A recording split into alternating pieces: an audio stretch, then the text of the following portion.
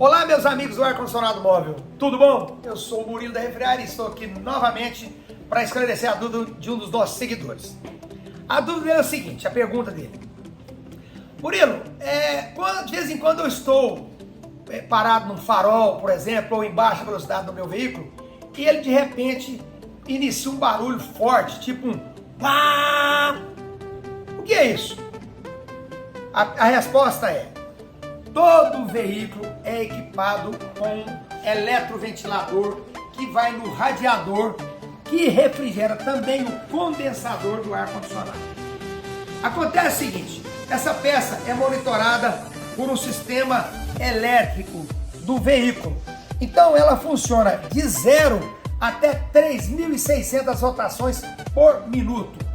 Então o que acontece? Quando você está parado no farol, que o calor está muito alto, o módulo do seu veículo entende que tem que ser melhor refrigerado o ar-condicionado e ele manda pulsos para aumentar a velocidade da ventoinha.